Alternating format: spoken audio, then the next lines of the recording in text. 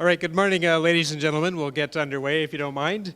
My name is Bill Anderson. It's my pleasure to host this event today on solid waste management partnerships or research. And I'd like to welcome you all to this event. And I must say that the participation has somewhat exceeded our expectations. So I think we've got quite a large and good group. And there's a number of people that indicated interest that were not able to attend. And so I think it bodes well for making some progress in the solid waste management research area, given that we have this widespread interest from across academia across Canada, basically, and also from industry and government representatives.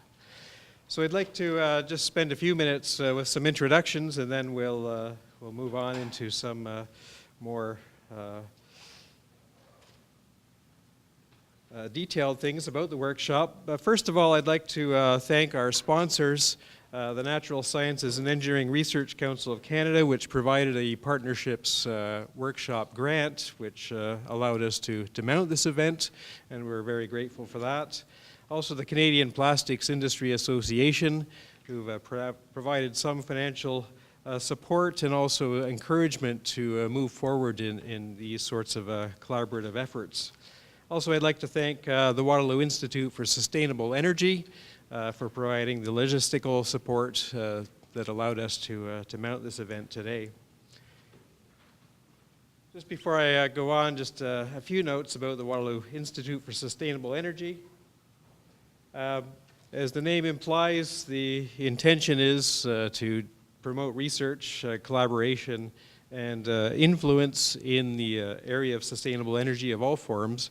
And they do that through a number of different mechanisms by trying to attract top talent to Waterloo and to their participating collaborators, trying to leverage our facilities and others to promote this research and move the research forward, using the Institute as a focal point for things to happen with the organizational team that they have, and looking for partnerships with industry, other research organizations, etc., to promote sustainable energy research. And as many of you know, Waterloo is fairly famous for the innovation culture around here and trying to build on that in the area of sustainable energy. And just a few of the people and collaborators with WISE, as we call it, shown on this slide. So quite a range of industry and non-governmental organizations and other educational institutions. Before we move into some presentations, just a few notes about what we're going to do today. This is a workshop, and the emphasis is on the word work, I suppose. Like any workshop where you might create a boat or a table and chair or some stained glass artwork or something, we would like at the end of the day to actually create something. And so the goal today is to come up with some sort of useful research plans or projects with potential collaborators, both academic and industry and government, and be able to have something at the end of the day that we can move forward with in some sort of actionable way. And so I'd like people to keep their mind on that goal. I know as academics we tend to get lost in weird discussions about thermodynamics and all sorts of mundane and arcane topics. But if that starts to happen, feel free to jump in and bring us back to the focus such that we can try to meet this goal at the end of today. So the structure of today is built around a few things, one of which is to stimulate some awareness. Now, I think many people here already have very good awareness of the solid waste management area, but perhaps from different aspects. So we would like to share some of those different ideas and awareness to educate each other. We'd like to, in the first breakout session, actually identify some key research questions that we think need to be addressed or answered in a Canadian context. and identify who some of the partners might be to help address those research questions. And perhaps by the end of the day, or moving forward into the future, we can identify some way of collaborating in a network or some ongoing mechanism for sharing ideas and resources. So today we're going to have a few introductory presentations, the purpose of which is to give us a bit of an overview of some possible ways of moving forward, and also some ideas about what's going on in other places like Europe and the US, to stimulate some ideas and some discussion later on. After this introductory presentations, we'll have a bit of a coffee break and an opportunity to network and to meet each other. And there's many people here that I don't know, and I'm sure likewise. So it's an opportunity to find out a bit more about who some of the interested parties in this room are. And then during the day, we're going to have 3 breakout sessions in this room, in the next room, and another room towards the rear, where we hope to identify what are these research ideas or needs, reconvene in sort of a mixture of people with different disciplines such that we can fertilize those discussions with different ideas from different fields.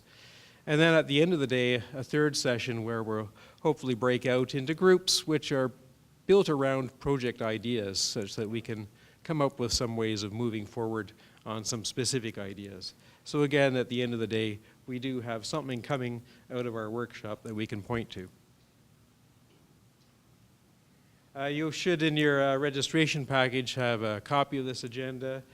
We will admit right up front that it's a very ambitious agenda, and we've already started a few minutes late, so I'll be quick. And so we're going to be somewhat ruthless in cutting people off if necessary, or pushing people to get their discussions done, so that we can, by the end of the day, come up with something and not be here all day and all night. I'd also like to thank and acknowledge some of the other workshop organizers. John Chandler, wherever he went. Oh, in the back, thank you. I think a number of people here know John Chandler. He's been very active in the waste management field, especially in thermal treatment, for quite a few years. And so we're glad to have his input and assistance with organizing this workshop. John Foden in the back there, who's been working on identifying research capabilities within Canada for a number of years, and I must give John full credit for sort of sparking and catalyzing the idea of mounting a workshop like this, and I thank you very much, John, for those efforts. Steve Sowell over there, who's also been very active in the waste management field for quite a few years, and again, lots of expertise in the thermal treatment area. And some of my colleagues, Professor Zhongchao Tan, right here, who's from our Department of Mechanical and Mechatronics Engineering, who works in the thermal treatment area. So I'm glad to have him help out as a moderator for one of the breakout groups. Professor Stephen Young in the back there, who's from our Faculty of Environment and has expertise in life cycle analysis, policy decision making, and things like that. And again, I'm glad to have him help us out with one of the breakout sessions. And Akanksha Halbe, who, oh, there she, yes, thank you, who actually did all the hard work and organized everything, and so we're very grateful for her organizational efforts, and I'm sure all of you have met her at least by email, so we're very thankful for that. All the organizers have these special blue name tags, so if you do have questions throughout the day or need to find someone to help out with something or other, feel free to find someone with a blue tag, and they can help you out. So we'll start out today with some introductory talks. We're going to have 3, and we'll start out by welcoming Dr. Alexandra Reed, who's from our Natural Science and Engineering Research Council of Canada. Alexandra is a Research and Innovation Development Officer in the regional office, and it's her hope and dream to stimulate collaboration of this various sorts with the possible support of NSERC in their funding mechanisms. So we'll ask Alexandra to come up and present some of those mechanisms and ideas for us. Alexandra? Great. Can everyone hear me? Okay, perfect. I'm trying to stand not in front of the slides. Good morning, everybody. Can I just quickly see a show of hands who's from the academic side? Okay. And industry? And government and not-for-profit? Okay, so we almost have a good 1-to-1 ratio, which is excellent. So the grants I'm going to be giving an overview on are the partnership grants at NSERC. So NSERC funds science and engineering. That's our mandate. We're one of the 3 federal funding agencies, the Tri-Council. And what I'm going to be giving an overview is our industry-facing grants right now. So the very first one is the Engage grant. And I've seen some familiar name tags for those that have had an Engage grant. Can I quickly see a show of hands? All right, so this is definitely one of our most popular grants. It's meant for first-time collaborations between an academic researcher and a company. And the idea is that you address a company-specific problem. They're short-term grants, 6 months in length. It's worth up to $25,000 to the research team to work on the problem. And the company owns the IP that comes out of it. So there's no need for IP agreements. It's a very quick turnaround. We evaluate them at the regional office. I'm actually one of the program officers. Quite often you'll get emails from me if I'm trying to clarify something on your application. You can apply anytime, which is the nice thing about this one. It's not competitive. It is merit-based. So if you meet our criteria, you'll receive the grant. And professors can receive 2 of these per fiscal year, and our fiscal year starts April 1st.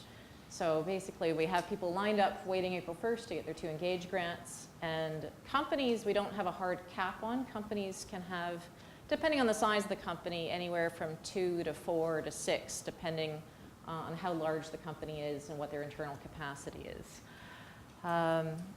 And also, another good thing is that it's a very high success rate, definitely, and it's been going since about 2009, so it's a fairly new grant for NSERC, but we've kept a very high success rate on this grant. This one is new, Engage Plus. It was launched in September of last year, and it basically came from demand from stakeholders, both the industry partners and the academics, who discovered something interesting during that 6-month project and wanted more time to continue working together. And also trying to set the stage for a longer-term collaboration like a collaborative R&D grant or CRD grant. It gave them more time to sort of flesh out the results, get to look at it. The difference here is that this is when we asked the company to contribute some cash. With Engage, we were only looking for in-kind contributions. So in-kind would be adding up the salary time of any company staff in a technical capacity, any materials, software, equipment that they donated or lent to the project, they put a dollar value on that. With Engage Plus, we're looking for a match, a 1-to-1 match. So the company would put in up to a maximum of $12,500, and NSERC would do the same. Same thing, company owns the IP, so there's no need for the IP agreement. And they're still evaluated at the same time as our regular Engage grants, so the turnaround is still very quick, within 4 to 6 weeks for a decision. You can apply for this in the sort of month 6 of your Engage project up to about 6 months out from the conclusion. So if it takes you a bit of time to sort of process the results and go back and forth with your industry partner to figure out what you want to, how to flesh out the next state of the project, that's fine as well. I should say that not all universities are waiving the overhead, so do be concerned with U of T for once. We match the cash after the overhead is taken off. Waterloo, on the other hand, has no overhead, so that's a bonus as well. Now this is for the college side, which again probably doesn't apply to the university folks, but some of the companies may be interested. We have a similar grant like Engage, it's meant for a first-time collaboration with colleges. So for instance, we have Conestoga College down the road. And the nice thing about this is, again, they're 6-month projects. In-kind is required. However, an IP agreement is put in place. And for a first-time collaboration, it's different than Engage, where it's with an individual. This time, the first-time collaboration is with the college as the whole institution. So basically, if you've ever worked with Conestoga before, you'd have to look at level 2 or 3 for the applied R&D grant. So let's say Engage went well, Engage Plus went well, and now you've come to fleshing out your project longer term. You're looking at 1 to 5 years for a project, or you want to bring in multiple companies, or you want to bring in multiple university researchers or institutions. You'd be looking at the Collaborative R&D grant, or CRD for short. Anyone in the audience that's had a CRD before? Same folks with Engage. So CRD has been around about 30 years. It's definitely one of our longest industry-facing grants. It is a matching grant. The leverage is better than Engage Plus. It's a 2-to-1 match on the cash. So you can think for every $1 of cash the company puts in and $1 of in-kind, NSERC will match up to $2 of cash. Again, we can't match what's taken off for the overhead, so definitely have a chat with your research office to figure out what the overhead is when you're designing your project budget. We do cover the whole R&D spectrum, so it can be from fairly blue sky research all the way to very applied, you need answer on company time, small to large projects. And again, there's no deadline for this. It's not a competition. It's merit driven and still a very high success rate, over 85% success rate. This is run from our head office in Ottawa. There are specific CRD program officers. They will review drafts. So definitely if you have a proposal that's fairly fleshed out, it's a great idea to run it by one of the program officers to read through it and make sure it looks good before it is sent out for peer review.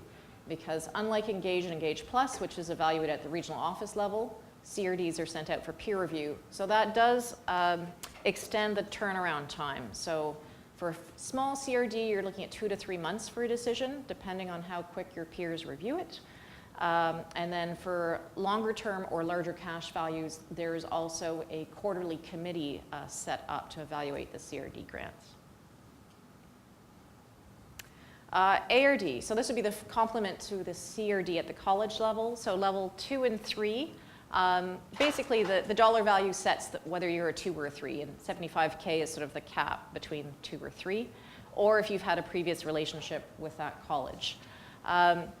Now, for those that are creative, I found out from this past week when I was up in Ottawa that they're starting a pilot where they will evaluate CRDs and ARDs simultaneously if you can conceive of a project that needs both university expertise and college expertise on a project. So that could be quite interesting. You could start off something with more theoretical modeling and then move to the college for more prototyping and development. So that's something to put out there. It used to be they were totally evaluated separately, separate grants, different time frame, but they're starting a pilot because they're seeing a lot of demand on these hybrid models. So that's something to keep in mind as well. In-kind and cash is still required. Turnaround time is similar to CRD length as well. IP agreements in place, and as with all our industry-facing grants, very high success rate as well too. Now, flipping to the talent side of things, have any companies used any of NSERC's undergrad, the IUSRA program for funding students? Okay, we have a couple. This is a great benefit for companies. If they want to bring in some talent on a short-term basis, you can think co-ops, for instance. Waterloo has a huge co-op office, and a lot of their students do co-ops, and they get part funding from NSERC as well. And what happens is it's actually an employment subsidy paid to the company to take on these students. So in about 2 months up to the lead of when you'd need these students, the company applies. Depending on the size of the company, the max is about 15 students. But it's per division. So if you have multiple divisions across Canada, you can have students per each site.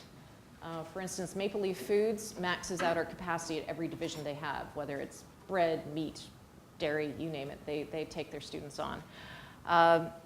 And they are considered employees, so IP agreements are not necessary. Basically, they're an employee and they have to agree to the employment terms at the company while they're brought on board. Looking at, now this is talking to the professors, students that want to partner with the company. So let's say you had some students on an Engage grant and they want to continue working with the company. You could look at the Industrial Postgrad Scholarship for Master's or PhD. So this is while they're doing their thesis, and some of their thesis work must be relevant to the industry project. So they have to dovetail together. So that can take a little bit of pre-planning ahead of time before you start doing your Engage grant, if you are thinking of doing an IPS for your student afterwards. Again, it's paid to the company, or actually, sorry, money comes from the company, is paid through the university. It is treated like a scholarship. And those are the amounts there. It does depend a little different on the master's and PhD. They get slightly different levels that way. That's the big thing here, is not in a residential location. This is true for all of our student industry programs. We want to give them an industrial experience. So sending them to work in somebody's garage is not quite what we're looking for. So definitely, if there are any concerns about an industry partner, check with us first. We hate to disappoint folks that go through all the application process. Very high success rate for these grants as well. And that's pretty much the information. I didn't mention strategic grants on here because they are done on a competition basis. They basically start, you have to apply in April, you find out in October whether you've been successful. I have heard some professors call it a lottery because it's big money, but it's competition. The success rates are between 20 to 25%, depending on the year, depending how many applications. They typically have 4 areas that they're looking at each year. They can vary. Typically it's ICT, energy and the environment, natural resources, manufacturing, but there can be a slight flavor to those strategic calls. With strategic, unlike CRDs, there's no cash requirement. So quite often it's very attractive to researchers and companies to go the strategic route. But do keep in mind that obviously the success rate is a competition. So the nice thing is if you do go through all that and you're ranked high by peer review, but you may not have made the cut to get the strategic, you're almost getting a pre-approval for the CRD as well. So if you can convince your industry partner to contribute some cash, that's always a fallback plan. If you don't go if you're unsuccessful strategic, there's always the CRD to fall back onto. I think, do we have time for a couple of questions? Yes. Do these cover commercialization research or activities? The one that we have for commercialization is our Idea to Innovation grant, and that's looking at commercializing technology coming out of the university. It's called I to I for short. We love our acronyms. And there's a phase 1, which is more proof of concept, where you're reaching out to industry and trying to demonstrate your technology and how they'll pick it up. Phase 2 is where you have an industry partner already on board and they're working with you to fully develop the technology. And again, that is fairly competitive as well. You have to work very closely with your tech transfer office. You can think of basically, there are 2 leads on the application. There's the PI and there's the tech transfer office. So you have to work in tandem with them. Success rates are about 50-50.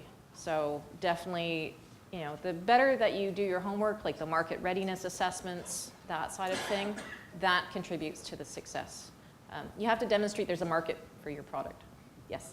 What's the maximum available for that? It's between 100 and 150. They were changing the amounts, but it's on the website. If you Google I to I NSERC, it'll take you right to the webpage. And I definitely say for our website, Google is your friend. It's a very dense website, so if you have the grant in mind, Google it first and it will bring you to the right page. Other questions? Yes? With I to I, the first step, if I'm not mistaken, is that market assessment. So it's basically to pay a market research firm to decide how big the market is. Do you help find those research firms? That's where the tech transfer folks kick in. And from what I've heard from the I to I manager, it's better to get a third-party arm's length, as you said, somebody in the business of doing it, rather than, they used to allow the tech transfer office to do it on your behalf, but they found that those applications tend to be a little weak. So now they're really encouraging a third party to do that assessment. Yes? Yeah, what is policy towards municipal funding in relation to CR and grants? I know it has changed over time, and how do you consider municipal funding now? Sorry, which policies changed? Municipal funding. Okay. CR and grants. With the CRDs, yes, we had, basically there's been a whole continuum that changed with looking at what we called not-for-profit, or the non-traditional companies. So that could be crown corporations, it could be municipal, like water treatment, for instance. We have a number that have been grandfathered in because they've been doing CRDs for a number of years, Hydro One, Hydro-Quebec, Ontario Power Generation. Like, we have quite a few that are not the strict for-profit companies. The difference is they have to be a fee-for-service entity. They have to generate their revenue from fee-for-service. They also can't be government mandated. whether it's federal, provincial, or municipal level. That's where that fee-for-service comes in. I'm trying to think what else there is. Fee-for-service, government mandate. Also, revenue-wise, it can't be more than 50% coming from government sources paying to run that operation as well. But definitely, if you're working with sort of a non-traditional company, talk to us first, because some are in and some are not. So it's always good to check before starting the full application. Yeah. So that rules out municipalities then? Right. If you were going to work with the City of London, no. But London Hydro, that may be a different issue. So always good to check first, because they've now made that across all of research partnerships at NSERC. There used to be different cases for student stuff versus CRDs versus discovery, but they've now just made it level across the board. Okay, great. Well, thank you very much. Wow.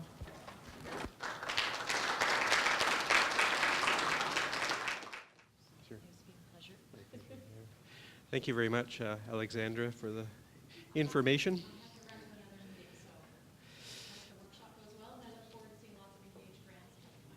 Thank you. Yes.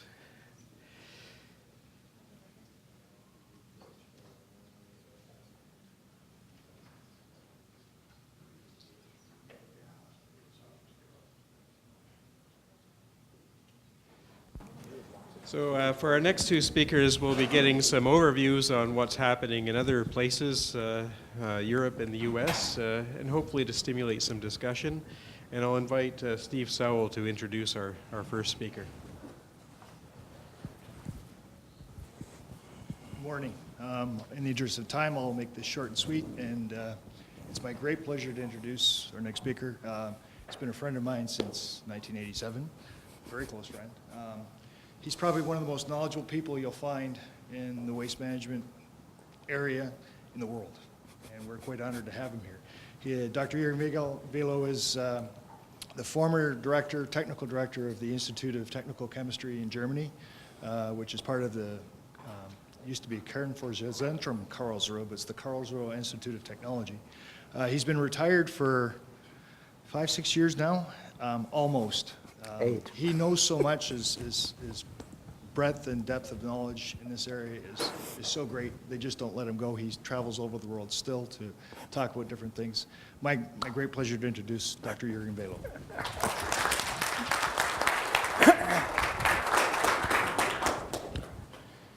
I hope that works. Yeah. Good morning, ladies and gentlemen. Thank you, Steve, for that flattering introduction. Don't believe all what he talked about. And now I try. Well, you don't believe that you're retired. Oh, ask my wife. She's still complaining about it. Where do I find it? Okay, I start without the first slide already. So I limited my presentation on the perspective upon energy from waste, since, of course, when you talk about waste management in Europe, everybody knows recycling is well established in Europe, and you will see some data later, but my focus is on the problem we have, since what to do with the non-recyclables, with the residual waste. And again, I limit myself to the energy from waste, since I'm not really an expert in biotreatment. Biotreatment is also in many of these cases on the verge, and especially in Scandinavia and in the Netherlands and in Austria. And there's at the moment a competition between composting and anaerobic digestion. At least in Germany, anaerobic digestion is winning, and I guess that might be the future. So let's start. That's the right way. Yeah, what are the drivers? Why do we do this? Of course, it's obvious, inertization. That's why we do since 1875 waste incineration. And in Europe, it's mainly also driven by the fact that many countries have already released a ban. So you're not allowed in Switzerland, in Germany, in the Netherlands, in Denmark, and so on, to landfill reactive waste. So we need a treatment, and that is, of course, at the moment, waste incineration. We call it incineration, not combustion. We are not trying to say it's incineration. It is. You need to do it the right way. Another driver, and that came up during the last years, last 10 years, I would say, is the energy recovery. We are aware Europe is mainly depending on energy sources from outside Europe, and so make use of that, and I will focus a little bit. This is one of the topics at the moment in terms of research and development, increasing the energy efficiency of all these plants. And the third one is now we come to material recovery, but in a specific sector. So when I talk a little bit about material recovery, that is the last topic which came up and made it to the front of interest. It is the recovery of residues from thermal waste treatment processes. The inerts, that's what we dealt with 20 years ago already when we wrote that big yellow book. The metal recovery also has a long tradition, but it has changed during the last years. I will talk a little bit. And the ingredients of APC residues, that's still an open question. So let's start with the regulatory framework. You need to know in Europe, almost all things going on the waste management sector are controlled by EU directives. The last one and the umbrella directive is the Waste Framework Directive. It has been issued in 2008, and that tells you what is waste, what should you do. There is a hierarchy in waste management, and that's the typical way. Avoid it, which is almost impossible, and then reuse it, recycle it, and the last, before you are allowed to landfill the residues, is of course recovery of energy. And then you can play around, which is the best version. It's not a strict rule, so it depends on the situation. Then we have all lists of wastes which are regulated. They need to go specific disposal routes, and I'm not going into detail. If you are interested, send me an email. I published a lot during the last years on that, and I can get you information from other sources. So the situation in waste generation per capita, you see a broad spread in Europe. The average is in the area of 500 kilogram per capita in here. And this covers residential, municipal solid waste, let's say, including waste from commerce and light industry. So this should have the similar composition to household waste or residential waste. And you see the countries, Switzerland, for instance, is almost reaching Canadian standards. I guess you beat them at the moment, as far as I remember. And there are other countries where you would say, when you go on a global perspective, you say this is more a kind of developing country. Yeah, so less than 300 kilograms. So that is the situation on generation. Now, what is the situation on management? And this is a very brief overview. And you see here, you have the yellow part. That is incineration. But we start with the bad guys. That's a red one. And you see still in Europe, also we have this landfill directive on a European level, which says you have to reduce the landfilling of waste to a certain fraction compared to the status of 1995. You see still some countries which are depending strongly on landfilling, some new member states, and one of the old founders of Europe, I would say Greece. Greece, in terms of waste management, is a developing country. Can't name it other. And then we have a group of countries where we have, I mentioned it already, the landfill ban.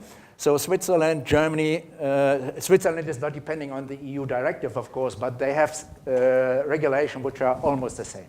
So some differences in. And you see these countries here up to Austria, I would say, they burn almost all of the non-recyclable waste. And you see here, Germany, for instance, has a recycling rate, including the organic waste fraction, of about 65%. And you can say that's the optimum you can do. But be careful. It doesn't say, or I don't say we recycle 65% of our waste. We separate 65% of our waste for recycling. And it is a big secret. And I tried to figure out what is really recycled. You will not find out. You find, obviously, out what is going to the incineration plant. And then you can play around and say, we have sorting plants, we have this and that. And more or less unknown fraction in this area, which I will not touch here, we can discuss it later, is the use of RDF, refuse-derived fuel. We call it differently. We have a standardization committee in Europe. It's said solid recovered fuel, has classification standards. And what will be the future is open as long as we go for energy efficiency, optimization. I would say it's not a bright future, since when you use it, you need to build up a waste incineration plant. I call that dedicated incineration plant a waste incinerator light, since it has to be equipped with a gas cleaning system, of course, air pollution control. It is a waste you put in. So, but let's stop with that. You see, this is a situation you can be interested in. Here's the global numbers. We have some 500 million inhabitants. And as you saw, 500 kilogram as an average generation. And here you see what do we recycle. And you see the differences in the different countries, of course. So it's not a picture you have in Europe. And these numbers show only the amount of, doesn't give the airline, I don't know. The amount of waste, of residual waste, which is incinerated. There's the airline missing. Okay. So, let's come to energy recovery. Again, different options, of course, as you saw, different application of waste incineration, and in a number of countries, waste incineration is not directly coupled with energy recovery. That will come. In Germany and in some other countries, it's mandatory. And you see here, calculated the consumption at the moment, the contribution of municipal solid waste energy recovery to the consumption of power in this case, in percent. And on the other hand, it's the potential. What can you do with the residual waste? Not with all waste, just with the residual waste. And you see some countries like Switzerland do a good job, and here we have the Netherlands and Germany. They're close to each other. Others are trying. We have up there Denmark, of course. These are the leading countries when it comes to energy from waste. And as I said, shortly, the efficiency and the improvement of efficiency is a hot topic. Obvious reasons, of course. And you see here, what is the potential share? And in Europe, I will again not go into detail. You have that. I guess it will be published, and you can look upon it. It does show there are some areas where you have almost the same situation, and this is, of course, centralized, Central Europe, the high industrialized countries. There you find more or less similar conditions, and the new partners are quite different, of course. So, and I'll give you a few examples only on the latest development in terms of energy efficient plants. So we go up to 30% in a conventional grade system. In Amsterdam, the biggest incineration plant all over the world, and the last two lines, altogether, I guess 500,000 tons annually, they reached 30%. You can do better if you combine a waste incinerator, in this case mines, with a gas turbine, or you can go to Bilbao. They have a similar system. This is a theoretical efficiency of up to 40% or maybe even higher. So it's not for me. I'm a simple chemist, need not understand it, but there are people who tell me, yeah, that's right. So that is the development, and we try to go into that area. And of course, you can speculate, and it has been done in many countries, especially in Germany, we do so.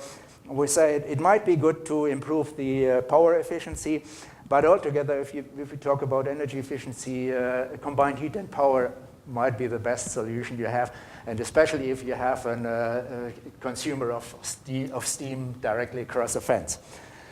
So we had that, and now let's come to the last point, the material recovery from the residues. So the inerts have a long tradition being used as basic for road construction and other secondary building material substitution.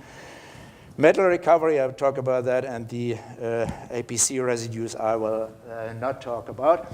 So the situation in terms of bottom ash utilization, when we treat the bottom ash, I'm also not going into detail. Ask Steve, he has that big book, it's all in. Or ask John, he was one of the other authors. You have to treat it, of course, to make it environmentally acceptable. And you see, Germany is one of the biggest countries in Europe, produces almost 5 million tons, and at the moment, roughly 80–85% are going to some construction area, mainly noise protection walls or road. And then you see others which are more or less following. And one exemption I want to talk a little bit about is Switzerland. Switzerland started this activity. When you go back from 20–30 years, almost all of the treated bottom ashes went into road construction, and then they decided, no, this is not stone-like. And I had many discussions with Baccini, was one of the leading guys at ETH, the high school, technical high school at Zurich. This is the definition of stone. My definition is stone is defined by what is coming out, what is leached out. And he says it's defined by what is in. You can decide upon that. And of course, the inventory of some heavy metals, nasty heavy metals, is pretty high. And so we landfill it. On the other hand, you can say if we have a quality which allows on a European standard utilization in road construction, it is material which is almost inert, and you can put it somewhere in the landscape and you can dump it and forget about it, and the amount, 5 million tons annually, is not that overwhelming. So this far to the inerts. And now to the more interesting part. We started that area in the 80s already, but at that time it didn't make any sense. So the metal recovery is obvious, and it is done especially for ferrous scrap. And you see the amount of ferrous scrap in the bottom ashes can be pretty high. So that will pay. And the other one, aluminum, is also separated by eddy current, typically eddy current separation. And that is mainly done if you want to apply that material in road construction. You need to get rid of the aluminum. Else you produce hydrogen. That doesn't mean that your road explodes, but it's a swelling from the aluminum hydroxide you form. And then some other metals. And it became common practice in most of the new plants in Germany and in most other states that we separate the ferrous and then especially the heavy metals, the non-ferrous heavy metals. And that pays, but it is not easy. Since many of these metals, you were surprised, even silver is in, and I show you the consumption rates later. Many of these are in the fine fraction of the bottom ash. So what we do, and it again started in Switzerland, taking up a tradition from 20 years ago, dry ash discharge. So then you have better access to the fine fraction. And then you may end up with a bottom ash treatment of this size. Don't try to identify everything. You may have time. But you see, this is a complex process. You don't get it for free. But then you end up even at the fines with some very strange sensor metal separation systems and whatever you can find. I wrote a paper lately, if someone is interested in the details. This is a review. I can supply it to you. So, and what does that mean? We have also metals in filter ashes. We mainly forget it. And you see here, especially zinc can be up to 5% of zinc in a filter ash. You rarely will find ores which have that amount of zinc in inventory. And also lead. That is interesting. We developed a process to isolate these and leach them out in the plant. It was a VR process. We developed it in the 80s already. And Switzerland is the only country which applied it, but under a different name. And they neglected that it's coming from our institute for many, many years. But now all patents are gone, and now you can tell. And if you do so, especially the zinc is of interest. And again, I will not go into detail. I will just make an overview if you make use of all of the metals, you can recover, and from filter ashes, I only focus on the zinc. You see here, it gives the theoretical percent of annual consumption in Germany of that metal. And you see you can, more than 2% of the iron you can recover from bottom ashes, but you can also recover almost 7% of zinc. So theoretical numbers, this is not done at the moment. And then, just to make it more attractive, I took the actual market prices on that screen here. And you see, it must be a profitable business. Before you start building up such a plant, you need to know it doesn't include the prices of the costs of the treatment, of course. And Kirsch's estimate is that when you do it in a more or less optimized way, you make per ton of waste, make a profit in the order of 3 to 5 euro. Okay, for Germany, 5 million tons, up to 15 million euro. If you're a private company, that may pay. So I guess this as an overview, and coming to a short conclusion. So as I said, the improvement of energy efficiency is the key goal at the moment. It's mainly task of the developer and the manufacturers of these plants. And the numbers, you see, you saw a little bit what you can have in supply on primary energy level or on power demand. And don't forget, and that was a driver as well for a number of years, roughly 50% of that energy is of biogenic nature. So you can calculate, I have renewable energy source, and I have CO2 savings. And that is why this energy from waste will find wider application. There is a legal pressure from the directives anyway. And coming to the technologies, the main technology is grate furnace. So we tried some alternative processes. They failed in Europe, and most of these are actually taken out of the market in Japan as well. So, and when you then think about exploiting this energy, you should be aware. It can be the fastest growing energy from waste share in those countries. So that may make it attractive. And the bottom ash management, as I said, the utilization in road construction is well known. The metal recovery will now starting in Switzerland with the first bigger plant being brought into operation, I guess last year. I'm not so sure, last year, I guess. That will make it. And that may have a certain influence, of course, on the way of air pollution control systems. And that is, of course, especially promising if you run wet scrubbing, which is not the case in all of these plants. Yeah, the APC residue recovery, it is common practice to recover the gypsum from most of these plants.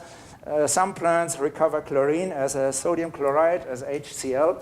That doesn't pay all the time. It just pays if you have utilization on your own premises in your own company. Then it might be useful. On the other way, and it is good for looking green. To make a slight rude remark. So when we see all of this, we say we have solved the basic problems in Europe. We are still working to bring it to a level which is acceptable in all the countries. But be careful, it may not be the end. And if you think 65 million years back, the dinosaurs were also convinced it's a nice world. So yeah, I thank you for your attention. I hope I didn't steal too much time from Marco.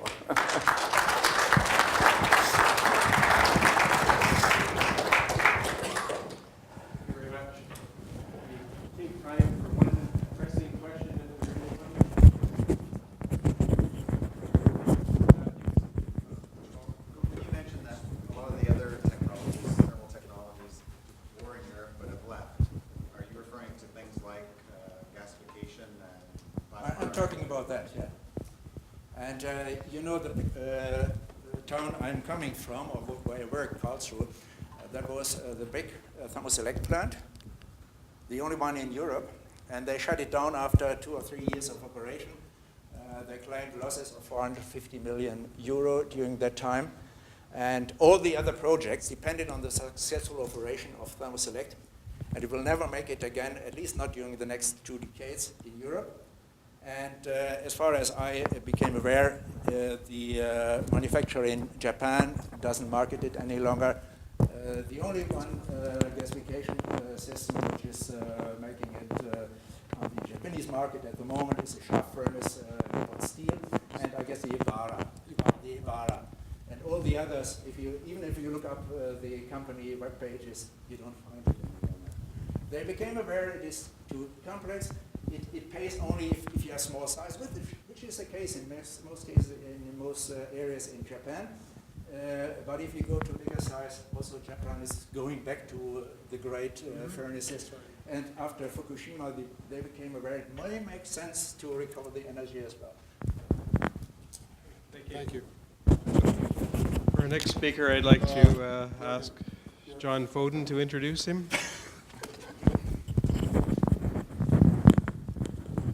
I'd like to introduce Marco Castaldi. He's a professor at City College of New York and previously taught at Columbia University. We met through some of the work that we've both done on energy from waste, particularly in Marco's capacity as a researcher at the Waste to Energy Research and Technology Council based at Columbia University. He has actually been a tremendous resource for the Canadian industry. He's participated in a symposium in BC last April, in Toronto last October. He's here today, and I expect that his presence won't go away. He's a tremendous resource, and typically when he's in a room with guys like me, he's always the smartest guy in the room. But I suspect that on a day like today, he's got lots of colleagues with the same. He has a degree in rocket science. I can't even pronounce the degree he's got. So we're thrilled to have him, and certainly encourage you through the day to resource the brain power and his experience in waste management and energy recovery.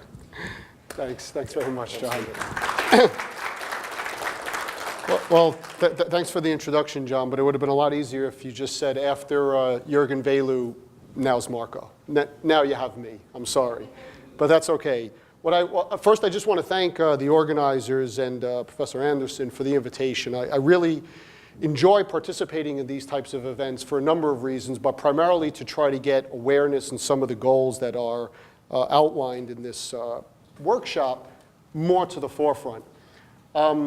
I'm going to try to give you some U.S. perspective, and I will do it in 15 minutes. I still have 15 minutes, or am I -5 at this point? Okay, so I will do it in 15 minutes, but I want to present to you sort of what's going on very quickly in the U.S., and then give you some purview into some of the research that's going on. And the big problem in the U.S. is understanding and perception. That is the issue. And I put this slide up because in the US, everyone is concerned about CO2 and everybody's concerned about nuclear waste. But when you look at the amount of MSW, that falls right in between. Yet very few people talk about it, understand where it goes, what's happening, what to do with it. In New York City, it evaporates. It's actually miraculous. New York City, the waste, you ask somebody in New York City where their waste goes and they say, away. The dominant technology in the US, as Jürgen has presented in Europe, is, well, there should be a piece of word here, but I guess it didn't come through. The dominant technology in the US is great burn, mass burn of the waste.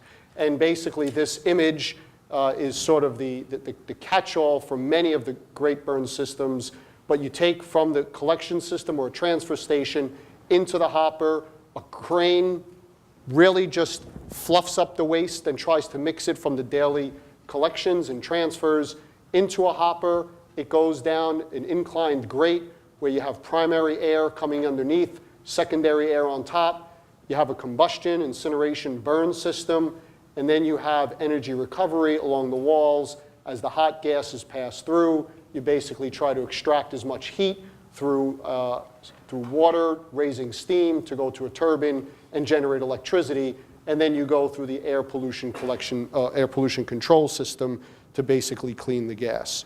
So that is the dominant technology in the US. There are others that are trying to develop, which I'll sort of show you. So just to give you some of the idea of combustion, it's also the dominant technology worldwide. So the US is not terribly different, and one of the reasons is because although it is expensive, it is the most economical, not compared to landfill. Landfill obviously is the most economical in most places, although if you do the calculations, New York City pays about $100 to $110 per ton of waste to dispose, or tip fee, if you will, and the waste-to-energy facilities charge nominally $70 to $90. But a lot of that transfer cost of taking the waste away from New York City to places where it evaporates is not really calculated in the costs. But this is just to give you an idea of the global perspective. In the US, there's about 85 plants that are operating, some older than others, but they've been operating for about 30 years, meeting MACT standards, emission standards, maximum achievable control technology. However, in the US, there's a huge amount of landfilling, and that really is the primary disposal method of waste. There has been very little activity in terms of construction, and really what's happening in the US are just expansions. And that, again, comes from perception, understanding, and permitting. The WTE status, again, I just put this through to give you some numbers. I know this will be available to you, but this just, again, shows, the world generation capacity, 2 billion tons, similar to what Jürgen has shown us. There are a number of WTE plants that are operating over 40 countries, so there is a lot that can be taken, especially from Europe. But I will also say from China. There are technologies that are coming through in terms of circulating fluidized bed type systems that are making penetration into the waste conversion market. And then, of course, it's a large industry. The global market is projected to grow quite a bit over the next 10 years, and this is from Pike Research. So I think it's the combination of how to manage the waste in an environmentally responsible manner, but also the fact of energy and materials recovery is coming more and more on the forefront of people's minds. Now, I put this slide up, and some of you who have seen my talks seen this before, but basically, I like this because this is from the National Academy of Science, the National Research Council, which I'm a part of. I was not part of this study, but it talks about the current paradigm and the ideal vision. And you can look at this study, it's a really great one, but it talks about the grand challenges for sustainability. And one of them is what they call an atom economy, and they, I think, appropriately label it as zero waste. So the idea, if we're trying to really recover materials and energy, you can do that in many different ways, recovering it from municipal solid waste and so on. So I think conversion of waste and energy and materials recovery is definitely in the future. Now, Jürgen made a comment to gasification, which I think is generally correct. There has been an ebb and flow of gasification technologies coming online. I think we're sort of on the flow side of it now in the US. And again, this just gives some perspective, but there were 163 commercial gasification projects worldwide, a total of 468 gasifiers in the DOE, but then a number of them have been closing down. And the issue in the past has been that the gasification systems have tried to reach the scale of a combustion system, and they cannot. And that's been the primary problem. Many companies and organizations have realized that gasification does have a role in a certain size, and that's sort of what Jürgen presented or mentioned about Japan. In a certain size, it makes sense. If you want to scale it up, that's where you can run into not only economic problems, but operational problems. Just to give you an idea, the total amount is much smaller so far compared to combustion. It's 35 million tons. But there are things coming online, and I'll sort of point this out a little bit later. Enerchem here in Canada has a facility in Edmonton, but also getting a facility going in Mississippi, where they're trying to generate a product from the waste, and they're working on that. Covanta, which is a primary mass burn combustion operational company, is developing what's called a clear gas gasification system. And there's another one in Europe similar to Energos. And there are advantages to gasification that we can discuss. One is there is the potential for doing something with the gas downstream, although currently it's combusted. However, when you do gasification, you operate with a lot less air. And that helps in terms of air pollution control. The Particulate matter is a lot lower. The ash composition is different. So there are what I would consider subtleties that sort of the companies, researchers, and technology developers know, but in general, between gasification and combustion, on the outset, it looks pretty much the same. I will say, though, that this is gaining traction in the US. And again, this, in my mind, is part of the understanding that needs to be developed. What people and organizations in the United States are enamored with is the fact that you can gasify waste and make all kinds of wonderful products from them. That's yet to be seen, and I'll discuss why in a minute. But the military, you know, the American Chemical Society, of course, it's chemicals, right? Even the Discover magazine a few years ago, and there's a couple of other bullet points that got cut off here, but you know, Enerchem is one of them that's been pushing the fact that you can get chemicals. So the reason why I bring this up is because this, to me, is a movement in the realization that there are valuable products that can be taken from the waste. And this is sort of making people aware that maybe it should not all be landfilled. It doesn't counter recycling. It doesn't counter reduction efforts. It doesn't counter reuse efforts.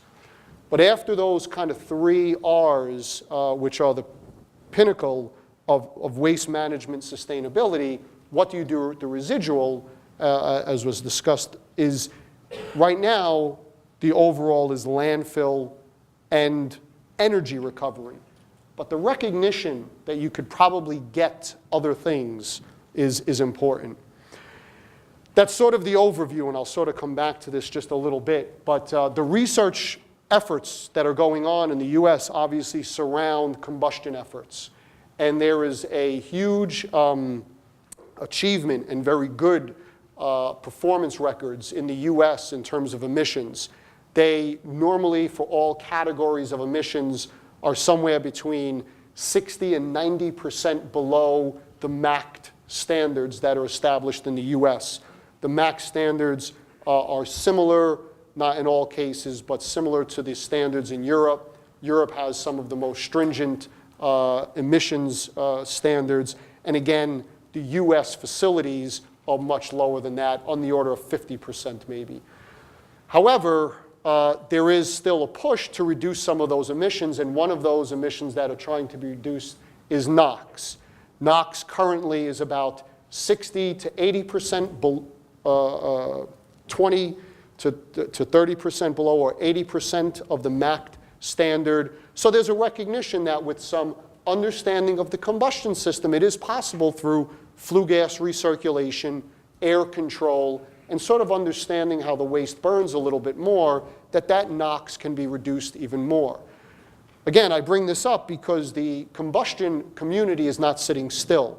They recognize that perhaps emissions standards might get more and more stringent, and they're trying to be on the front end of the curve. So I have done some research in this regard.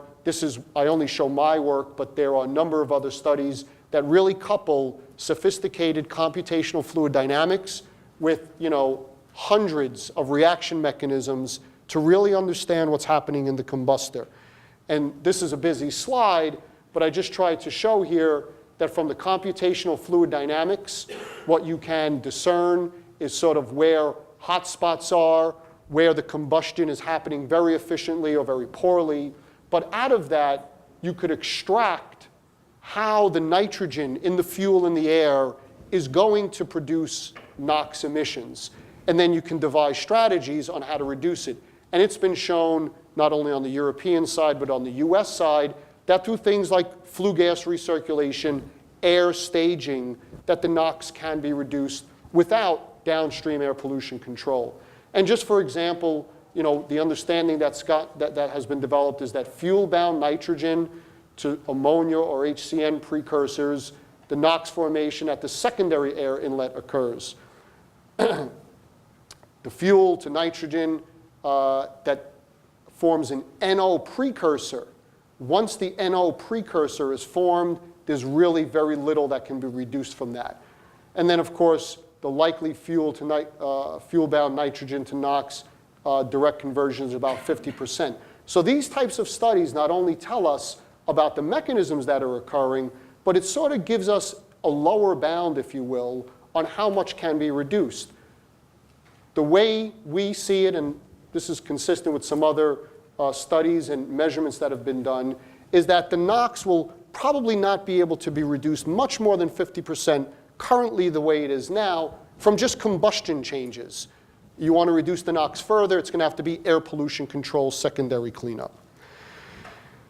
Jürgen mentioned about recovery from metal. This is now a very, recovery from ash, metals from ash. This is a very big initiative in the US. It's been around for a long time.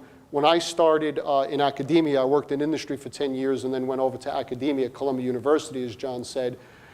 We had a little bit of an initiative on metals recovery, ash reuse, and that quickly fell away.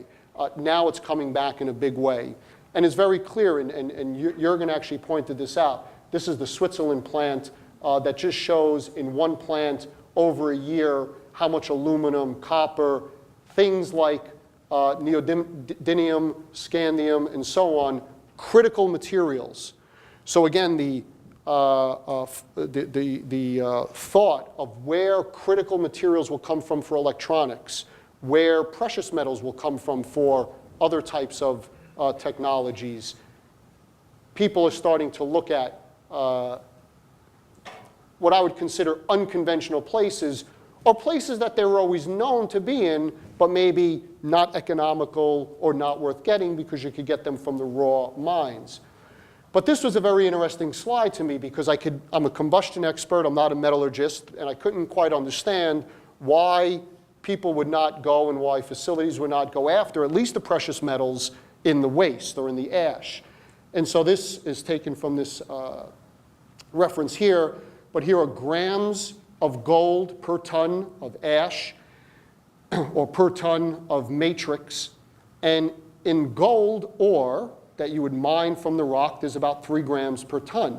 But in the bottom ash and in the ash from these facilities, it can get 10, almost 50 times more. So if it's economical to process the gold from an ore at 3, it should be economical. Of course, it's in a different state, it's in a different matrix, but it's more concentrated. So again, in the US, there's definitely a resurgence of how can we extract at least high value metals from the ash. But then I think worldwide, and I was invited to Japan to talk about how critical materials can be extracted from ash. So I put this up just sort of as a little bit of a segue into kind of my final slides, that the boundaries of WTE cut across all sustainable fronts. And this to me was very interesting because in doing objective research, looking at composting, digestion, recycling, reuse, reduction, and so on, the combustion, the waste to energy, should absolutely play a role. And there's data that we have, and I'll show you a slide where you could get all of this information. Of course, we could get it in a number of places.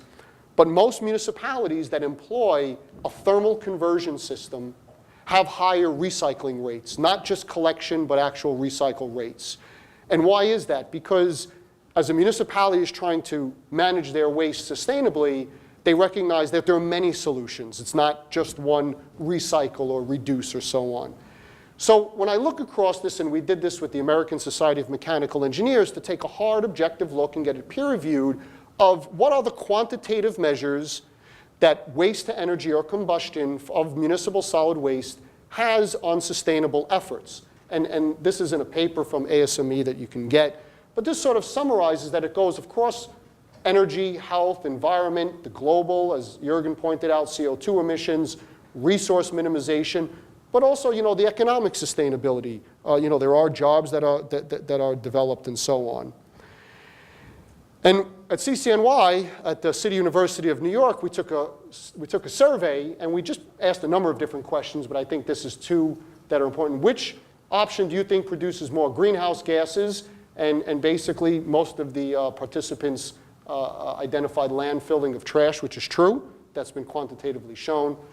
Given what you know about waste to energy and landfilling, where would you prefer your trash to go? And this was an amazing pie chart here to a local waste to energy facility. And this is from New York City residents. So a large portion, nominally 90%, would like their waste to go to a local waste-to-energy facility. They're unaware, this is kind of a joke, inside joke in New York, they're unaware that a waste-to-energy facility is across the river, the Hudson River in Essex, New Jersey, which is only about 1.5 miles. You see, but when New Yorkers cross the Hudson, they think they're in California. And see, they feel like that's really far away. So they said, that's not local. I said, but you could see it. They're like, but that's over the Hudson. So, but they prefer to go to a local one, I guess, in Manhattan. I'm not sure. However, environmental groups successfully resist any efforts of thermal conversion developments. And I'm not sure why. I've been on testimony, debates, and so on.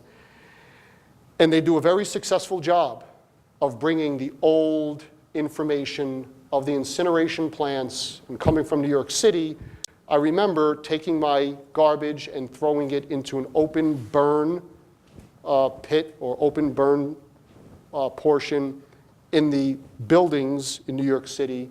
In the center of the building, they just had an open fire. You throw it in there, and all the smoke would go out. It kept the hallways nice and warm, but it wasn't the best things to do. And this is what's remembered. However, it's very, very different today. It's like driving your car in the 1970s without a seatbelt, and now you have airbags. Very different. So to sort of close, the future research directions are sort of direct combustion, cold combustion, utilization, expansion. How can it be applied in different industries? I spoke about emissions. The key in the gasification world is not only the impact of byproducts. You don't only get hydrogen and CO, but you get a number of other byproducts and intermediates. And if you cannot clean up the hot gas, you cannot use it other than combustion. So in terms of research, hot gas cleanup is important. Of course, how to get nasty material out of there. And then ash valorization. And basically, I showed you some modeling. There's also process modeling that should be done. Looking over the horizon, it's very clear, and Jürgen touched upon this, that the next generation combustors need to approach higher efficiencies. Low NOx operation is definitely in the works and being done. There is a large interest in getting products, in fact, liquefaction of wastes, primarily because there's less O2 in there. In situ reduction of corrosive gases, how to keep these processes operating longer.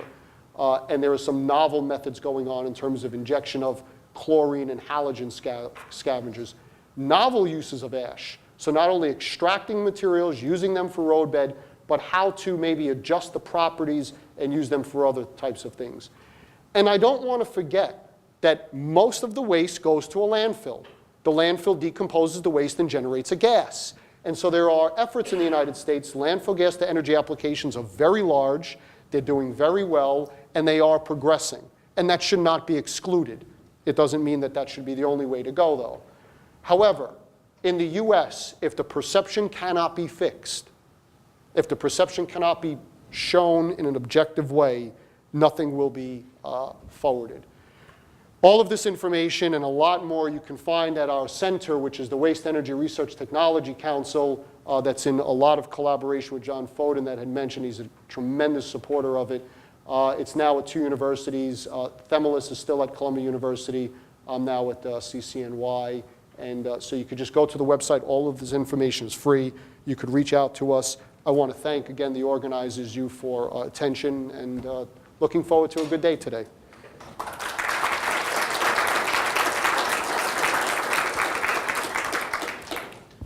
Thank you, Marco. I think in the interest of time, we'll not have questions, but certainly at the coffee break, feel free to approach Marco with your questions or comments.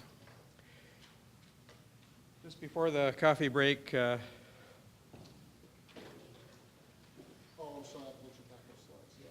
okay.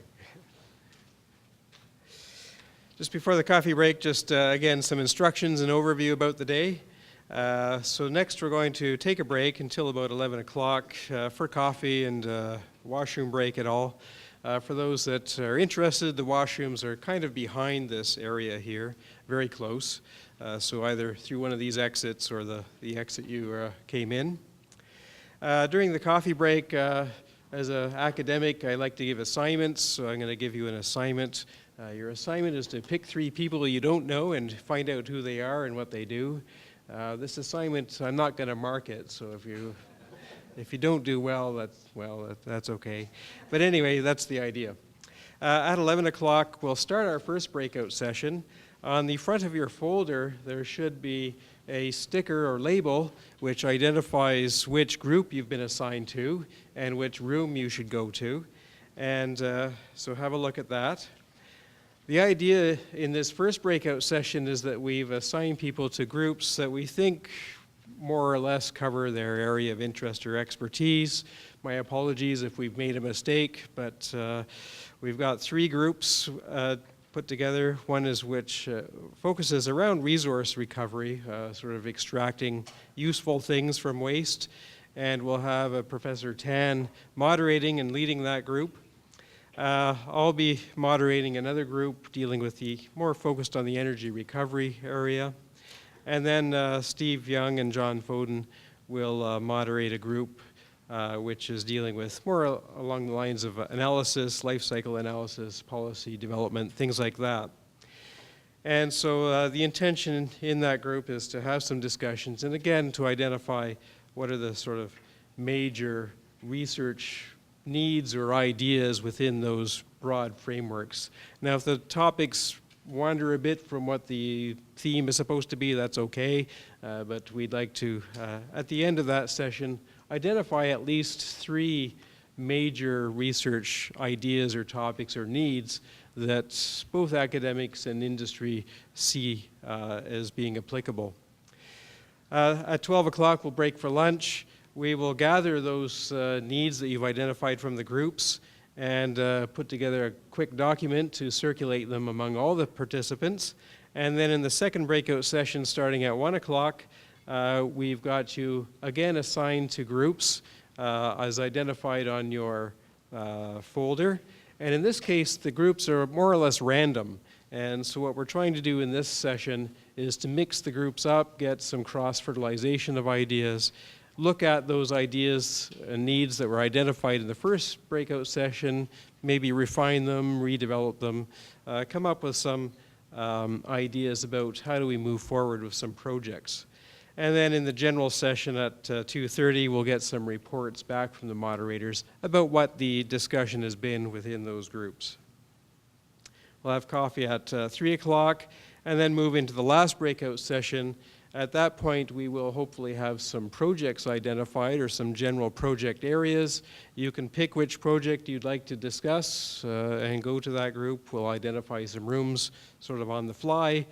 And then at the end of that session, we'll have very brief reports from the project group leaders about what they see as being the next steps. All this information we will compile into a report, which will be circulated to all the participants and available on our website. And so that there is a mechanism, if you're interested in several projects, to get some of that feedback after this workshop. And then for those that have identified that they're going to dinner, we'll move to a different location at about 5 o'clock. As the follow-up, as I said, we'll produce a summary report, which will be shared with everyone and anyone else that's interested. Hopefully, we'll identify some possibilities for follow-up, perhaps some events, but we'll see how that goes at the end of the day. And certainly, through the networks that we formed today, we'll promote discussion and continuing progress. The breakout sessions are identified again on your folder. The room locations, they're either in here or next door where we gathered for the registration, or a small room which is towards the back, sort of just down the hall from the washrooms. The location map you should have, there's a Wi-Fi password on that map. If you need to access Wi-Fi while you're here today. And you'll also find in your folder a feedback form where we'd like to gather at the end of the day your feedback on what you're interested in, if there's any things that you thought we didn't discuss and should have, and we would welcome that information to be dropped off to us, again as a mechanism so that we can help follow up on future plans and ideas. So unless there's any pressing questions on sort of the networking structure, yes? Will we get copies of the presentations? Yes, Marco has said that we can make his presentation available, and if you're agreeable, we can make your presentation available.